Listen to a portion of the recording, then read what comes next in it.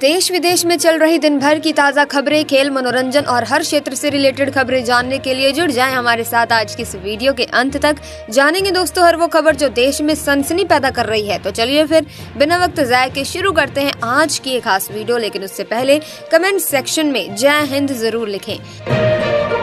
प्रधानमंत्री नरेंद्र मोदी अभी ब्राजील के रियो डी जनेरियो में G20 समिट में हिस्सा लेकर गयाना जा रहे हैं। सोचो दोस्तों, 1968 के बाद ये पहली बार है कि भारत के किसी प्रधानमंत्री ने गयाना की यात्रा की हो। वहां जाकर वो गयाना के राष्ट्रपति डॉक्टर मोहम्मद इरफान से मिलेंगे। सिर्फ इतना ही नहीं दोस्तों, मोदी जी वहां कैरिकॉम भारत शिखर सम्मेलन में भी हिस्सा लेंगे। पता है कैरिकॉम क्या होता है? अगर नहीं पता तो बता देते हैं कि ये कैरी भाई देशों का एक ग्रुप है जिसमें 20 विकासशील देश आते हैं। वहाँ उनके इन देशों के नेताओं के साथ भी मीटिंग होगी। बातचीत का मकसद है कि भारत और इस क्षेत्र के रिश्तों को और भी मजबूत किया जाए। भारत के environment, forest and climate change राज्य मंत्री कीर्तिवर्धन सिंह ने बाकू में एक बड़ी बात कही है। उन्होंने UN के जलवायु परिवर्तन सम्मेलन यानी कि COP29 में हिस्सा लिया और वहां सब देशों से अपील की कि जलवायु परिवर्तन के खिलाफ मिलकर लड़ना होगा। वहीं देखिए दोस्तों, भारत और चीन के विदेश मंत्रियों की रियो डी जनेरियो में G20 समिट के दौरान मुलाकात हुई। बातचीत में बॉर्डर पर शांति बनाए रखने और सैनिकों को पीछे हटाने पर जोर दिया गया। दोनों ने जल्द ही विदेश सचिव स्तर की बैठक बुलाने पर सहमति भी जताई है। जयशंकर जी ने भारत चीन सहयोग को G20, शंघाई सहयोग संगठन और ब्रिक्स में मजबूत करने की बात कही है।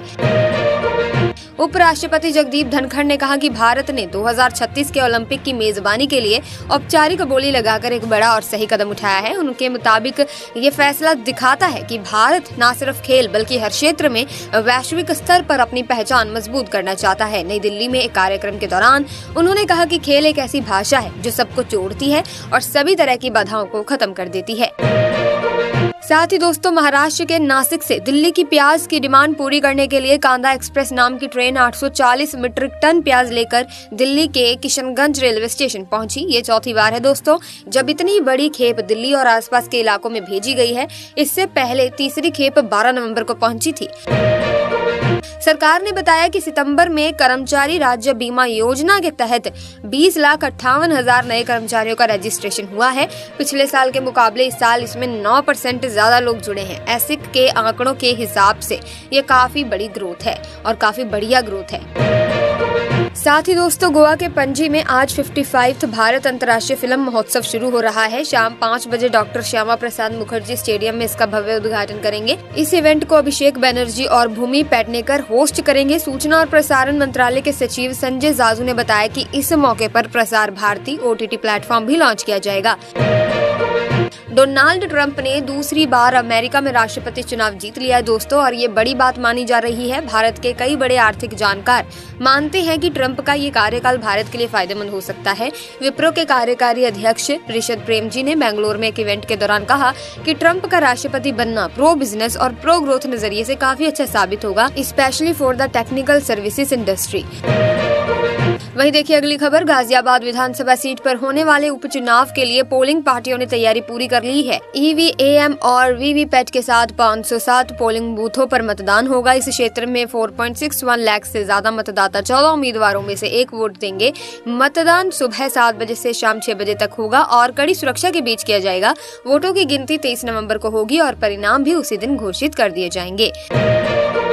वहीं अगली खबर देखें दोस्तों, केंद्र सरकार ने सुप्रीम कोर्ट को बताया कि NCERT ने दिव्यांग बच्चों के लिए ई-सामग्री तैयार करने के लिए दिशा निर्देश जारी किए हैं जो अब स्कूली शिक्षा में लागू होंगे। सरकार ने ये भी कहा है कि NCERT ने 2022 और 23 में कुछ राज्यों में शिक्षकों और अन्य संबंधित लोगों के प्रशिक्षण कार्यक्रम भी आयोजित किए हैं। वहीं राज्य सरकार ने अगले 5 साल में 2,50,000 सरकारी नौकरियां देने का ऐलान किया है। इसके तहत पहले, दूसरे और तीसरे श्रेणी के खाली पदों की सीधी भर्ती की जाएगी। अब हर साल सरकारी परीक्षा का कैलेंडर जारी किया जाएगा और पदों की गणना के लिए भी दिशा निर्देश जारी कर दिए गए हैं। वहीं दिल्ली हाई कोर्ट ने दिल्ली सरकार को कड़ी फटकार लगाई है क्योंकि वन स्टाफ सेंटर के कर्मचारियों का कई महीनों से वेतन नहीं दिया गया था। पोक्सो मामले से जुड़ी एक जनहित याचिका की सुनवाई के दौरान वीडियो कॉन्फ्रेंसिंग के जरिए पेश हुए दिल्ली सरकार के एडिशनल मुख्य सचिव आशीष चंद्र वर्मा को अदालत ने खूब लताड़ा। साथ ही मुख्यमंत्री डॉक्टर मोहन यादव ने कहा कि भारत का इतिहास बहुत ही गौरवशाली रहा है और हमेशा से ही भारत उच्च शिक्षा का एक महत्वपूर्ण केंद्र रहा है। उन्होंने बताया कि तक्षशिला और नालंदा जैसे विश्वविद्यालयों में न केवल भारत के लोग बल्कि अन्य देशों के विद्यार्थी और राजकुमार भी शिक्षा प्राप्त करने आते थे, लेकिन इतिहास में हमें ऐसा कोई उदाहरण नहीं मिलता जहां किसी भारतीय ने यहां की शिक्षा प्राप्त करने के बाद दूसरे देशों पर हमला किया हो। प्रधानमंत्री नरेंद्र मोदी और ऑस्ट्रेलिया के प्रधानमंत्री एंथनी अल्बनीज ने हाल ही में ब्राजील में G20 शिखर सम्मेलन के दौरान दूसरे भारत ऑस्ट्रेलिया एनुअल कॉन्फ्रेंस में पार्टिसिपेट लिया। इस दौरान दोनों नेताओं ने कई अहम क्षेत्रों में सहयोग बढ़ाने की अपनी प्रतिबद्धता जताई, जैसे कि defence, security, business, education, skills, sports, space and public relations. उन्होंने रिन्यूएबल एनर्जी साझेदारी शुरू करने के फैसले का स्वागत किया, जिसे पहले भारत ऑस्ट्रेलिया शिखर सम्मेलन में सहमति मिली थी। वहीं मौसम विभाग ने तमिलनाडु, पुडुचेरी, करईकल, केरल, माहे और लक्षद्वीप में तूफान के साथ हल्की से मध्यम बारिश होने की संभावना जताई है। इसके अलावा असम और मेघालय में भी तेज बारिश हो सकती है। अगले 2 से 3 दिनों के दौरान नागालैंड, मणिपुर, मिजोरम और त्रिपुरा में भी हल्की से तेज बारिश का अनुमान है।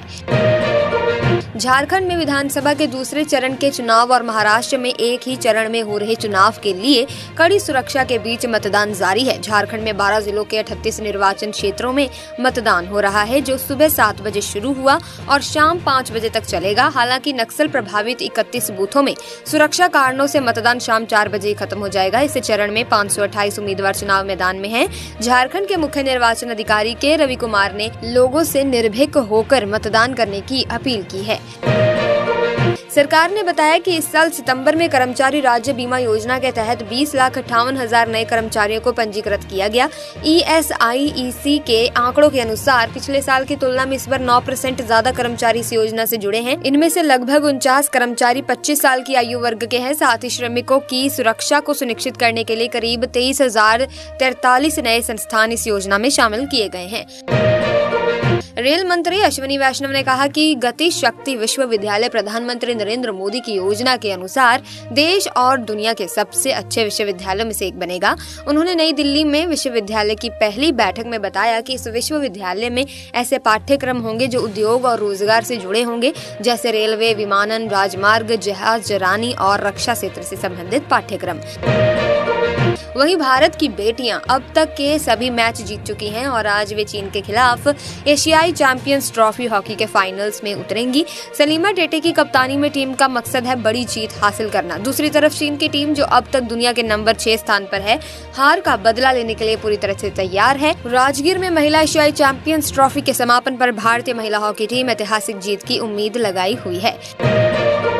उत्तर प्रदेश की राज्यपाल आनंदीबेन पटेल ने एक दिलचस्प बात कही। उनका कहना है कि वैदिक युग के ऋषि भारद्वाज के विमान के विचार की कल्पना की थी, लेकिन इसके असली आविष्कार का श्रेय राइट ब्रदर्स को दिया गया। इसके अलावा उन्होंने राक्षस राज रावण के छोटे भाई कुंभकर्ण को भी टेक्नोक्रेट के रूप में बताया, जो 6 महीने तक बिना सोए गुप्त रूप से मशीनें बनाता था। अमेरिका के अगले राष्ट्रपति डोनाल्ड ट्रंप ने अब अपने मंत्रिमंडल के लिए कुछ और नए नामों की घोषणा की है।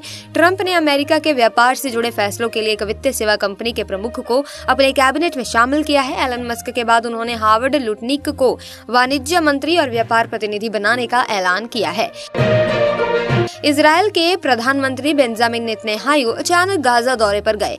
वहां से एक वीडियो जारी करते हुए उन्होंने कहा कि हमास कभी भी गाजा पर फिर से राज नहीं कर सकेगा। नेतन्याहू ने ये भी कहा कि इजरायली सेना ने हमास को पूरी तरह से नष्ट कर दिया है और अब बंधकों को छुड़ाने की कोशिश भी जारी है। वीडियो में नेतन्याहू युद्ध की वर्दी और हेलमेट पहने नजर आए हैं। प्रधानमंत्री मोदी ने तो सबको वोट डालने की अपील की है, लेकिन अब समाजवादी पार्टी के अखिलेश यादव भी वोटर्स को चेतावनी दे रहे हैं। उन्होंने कहा कि मतदान जरूर करें और 100% सतर्क रहें। अब तो मुजफ्फरनगर के मीरापुर सीट पर उपचुनाव के दौरान हंगामा भी हो रहा है। ककरौली में तो लोग पथराव भी करने लगे थे, फिर पुलिस ने भीड़ को दौड़ा दिया। तो यार, अगर वोट डालने जा रहे हो तो ध्यान रखना, ये सब कुछ भी हो सकता है। वहीं महाराष्ट्र के चुनाव में सुबह 9 बजे तक 6.61% लोगों ने वोट डाले हैं और अभिनेता अक्षय कुमार भी वोट डालने पहुंचे थे। महाराष्ट्र की 288 विधानसभा सीटों पर एक साथ मतदान हो रहा है। महाविकास अघाड़ी और महायुति के बीच कड़ा मुकाबला है। अब बस ये देखना होगा कि इस बार महाराष्ट्र चुनाव में कौन सी पार्टी जीत हासिल करती है। वहीं देखिए दोस्तों, तमिलनाडु में पिछले कुछ दिनों से लगातार बारिश हो रही है, जिससे हालात थोड़े खराब हो गए हैं।